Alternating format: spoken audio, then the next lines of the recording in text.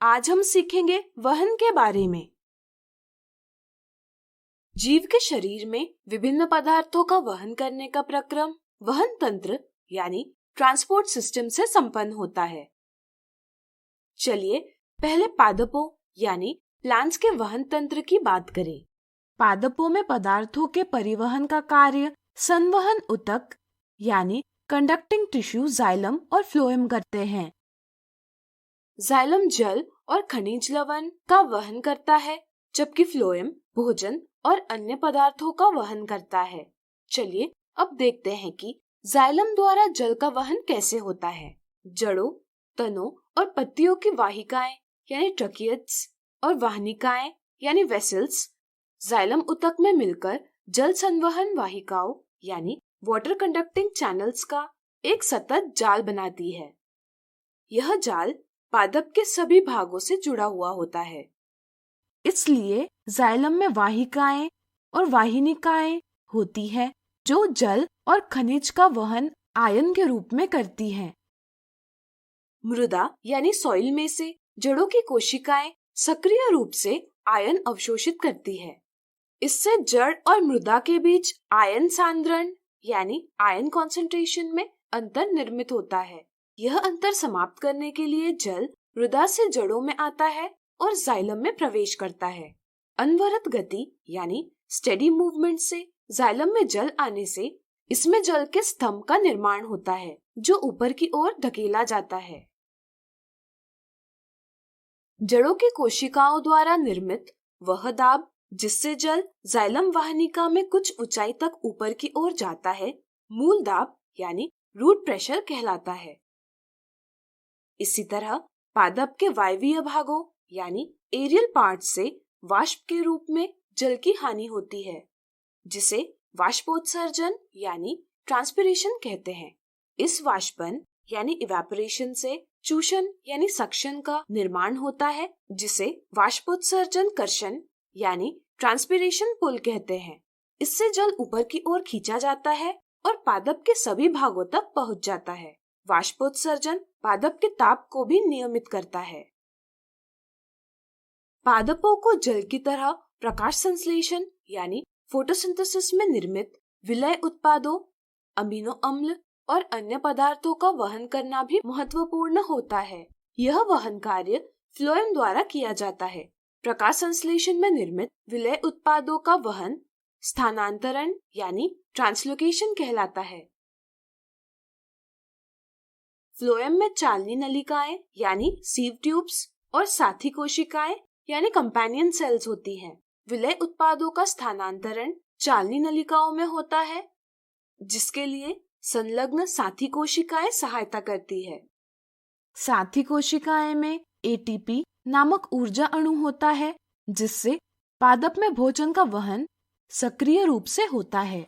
पत्तियों में निर्मित विलय उत्पाद एटीपी यानी एडिनोसिन ट्राइफॉस्फेट के उपयोग से फ्लोएम में आते हैं, जिससे फ्लोएम में विलय उत्पादों का सांद्रण यानी कॉन्सेंट्रेशन बढ़ता है। इससे जाइलम और फ्लोएम के बीच परासरण अंतर यानी ऑस्मोटिक डिफरेंस का निर्माण होता है। यह अंतर कम करने के लिए जल जाइलम से फ्लोएम में आता है। इससे फ्लोएम में परासरण दाब यानी ऑस्मोटिक प्रेशर बढ़ता है। जल और विलय उत्पाद अधिक परासरण दाब से कम परासरण दाब की ओर स्थानांतरित होते हैं और विभिन्न स्थानों जैसे भंडारण अंग, फल, कलिकाएं यानी बड्स इत्यादि तक पहुंच जाते हैं।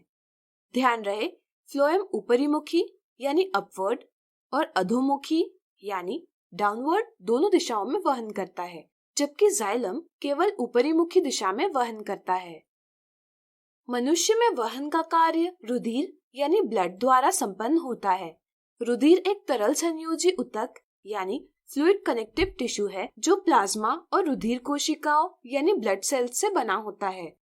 प्लाज्मा विलीन रूप यानी डिसॉल्व फॉर्म में पाचित भोजन, कार्बन डाइऑक्साइड, नाइट्रोजनी वर्ज्य पदार्थों का वहन करता है तथा लाल रुधिर कणिकाएं यानी रेड ब्लड कॉर्पसेल्स ऑक्सीजन का वहन करती हैं।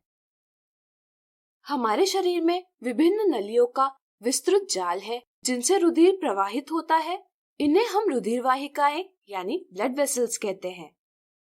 रुधिर वाहिकाओं के 3 प्रकार हैं, धमनियां यानी आर्टरीज, शिराएं यानी वेन्स और केशिकाएं यानी कैपिलरीज। धमनियां यानी आर्टरीज ऑक्सीजनित रुधिर को हृदय से शरीर के विभिन्न अंगों तक ले जाती है। हृदय द्वारा पंप किए जाने के कारण धमनियों में रुधिर उच्च दाब से प्रवाहित होता है। धमनियां उच्च दाब सहन कर पाए इसलिए इनकी भित्ति मोटी और लचीली होती है। प्रत्येक धमनी छोटी छोटी वाहिकाओं में विभाजित होती है। सबसे छोटी वाहिकाओं की भित्ति एक कोशिकीय मोटी होती है। इससे रुधिर और कोशिकाओं के बीच पदार्थों का विनिमय आसानी से हो पाता है। केशिकाएं आपस में मिलकर शिराएं यानी वेन्स बनाती है, जो विऑक्सीजनित रुधिर को शरीर के विभिन्न अंगों से हृदय में ले जाती है। शिराओं की भित्ति पतली होती है तथा इनमें वाल्व होते हैं ताकि रुधिर एक ही दिशा में प्रवाहित होता रहे। हृदय एक पेशीय अंग है जो रुधिर को वाहिकाओं में पंप करता है। ऑक्सीजन युक्त रुधिर और कार्बन डाइऑक्साइड युक्त रुधिर को मिलने से रोकने के लिए मनुष्य का हृदय 4 कोष्ठों यानी चेम्बर्स में विभाजित होता है।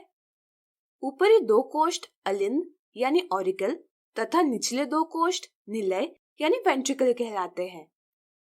चलिए देखते हैं कि हृदय रुधिर को कैसे पंप करता है। जब दोनों अलिंद शिथिल यानी रिलैक्स होते हैं और दोनों निलय संकुचित यानी कॉन्ट्रैक्ट होते हैं, तब फुफ्फुस से फुफ्फुसीय शिरा यानी पल्मोनरी वेन ऑक्सीजनित रुधिर बाय अलिंद यानी लेफ्ट एट्रियम में लाती है। शरीर के अंगों से महाशिरा यानी वेना कावा विऑक्सीजनित रुधिर दाय अलिंद यानी राइट एट्रियम में लाती है। बाय निलय यानी लेफ्ट वेंट्रिकल में स्थित ऑक्सीजनित रुधिर को महाधमनी यानी एओर्टा शरीर के विभिन्न अंगों तक पहुंचाती है।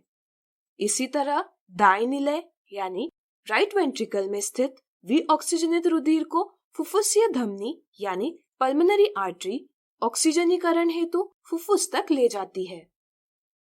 अलिंद और निलय के बीच वाल्व होती है जो रुधिर को उल्टी दिशा में जाने से रोकती है। जब दोनों अलिंद संकुचित होते हैं और दोनों निलय शिथिल होते हैं, तब अलिंद और निलय के बीच वाल्व खुल जाती है, जिससे बाय अलिंद से ऑक्सीजनित रुधिर का स्थानांतरण बाय निलय में होता है और दाय अलिंद से विऑक्सीजनित रुधिर का स्थानांतरण दाय निलय में होता है। बायां निलय ऑक्सीजनित रुधिर को पूरे शरीर पंप करता है, इसलिए निलय की पेशीय भित्ति अलिंद की भित्ति से मोटी होती है। हृदय से शरीर के सभी ऊतकों में और शरीर के सभी ऊतकों से हृदय में रुधिर की निरंतर गति को हम परिसंचरण यानी सर्कुलेशन कहते हैं। चूंकि परिसंचरण के प्रत्येक चक्र में रुधिर 2 बार हृदय में जाता है, इसलिए यह दोहरा परिसंचरण यानी डबल सर्कुलेशन कहलाता है। पक्षी और स्तनधारी यानी मैमल्स जंतुओं में दोहरा परिसंचरण होता है। मछलियों के हृदय में 2 कोष्ठ होते हैं। ऑक्सीजनित होने के लिए रुधिर हृदय से क्लोम यानी गिल्स में पहुंचाया जाता है तथा क्लोम से ऑक्सीजनित रुधिर शरीर में पहुंचाया जाता है। इस प्रकार मछलियों में परिसंचरण के प्रत्येक चक्र में रुधिर 1 बार हृदय में जाता है। इसे हम एकल परिसंचरण यानी सिंगल सर्कुलेशन कहते हैं। जल स्थलचर यानी एम्फिबियंस और सरीसृप यानी रेप्टाइल्स जैसे जंतुओं में 3 कोष्ठीय हृदय होते हैं।